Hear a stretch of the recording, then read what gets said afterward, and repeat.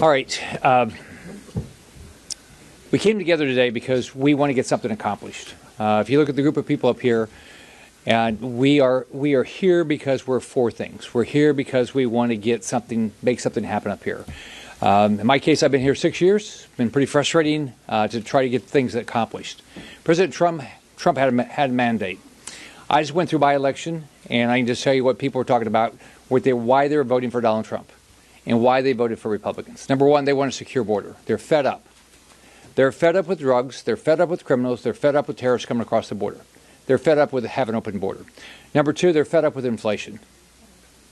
Now, they probably haven't tied inflation enough to government spending, but to the certain extent they are, and they're expecting Republicans to stop inflation. However we can do it, that's what their expectation is. So we came together to try to come up with how do we get something positive done.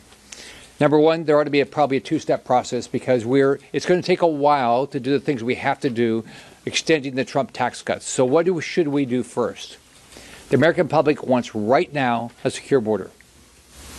Now, unfortunately, it's going to take a lot of resources, which it wouldn't have taken if the border had never been opened.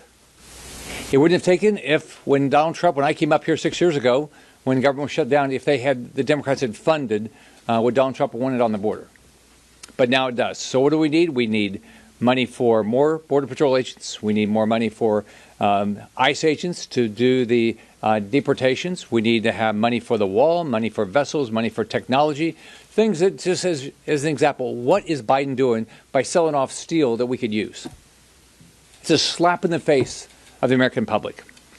So that's number one. We've got to get that done. We've talked to Senator Graham, who's going to run the he'll be the chair of the Budget Committee, and he is absolutely committed to having a border bill done quickly that Donald Trump can sign and will get the border secure.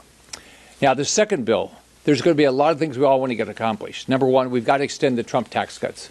And there's probably a lot of things we can do to improve the tax policy of this country to do what we should be doing. Our tax policy should be doing, how do we make sure we fund our government, but how do we do it in a manner that we create jobs, don't destroy jobs? So there's a lot of opportunities to do that.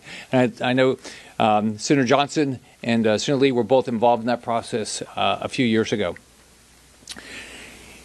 In our letter, we say we ought to look at least $2.5 trillion worth of savings. Reality is the numbers are going to have to be bigger than that.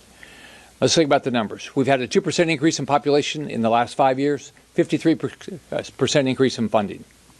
Joe Biden's been president 1.6% of the history of this country. He's responsible for 23% of the entire federal debt. I've been up here 6 years. We've doubled the federal debt from $18 to $36 trillion. This is a problem. Inflation will not go away. Interest rates are not going to come down until we figure out how to start saving money. I know on the House side, the House Budget Committee has significant opportunities for savings. And I know that all of us are going to work diligently to find every dollar of savings we can to make sure we take care of the American public, but also we save money. So let me turn it over to the chairman of the Freedom Caucus, Andy Harris.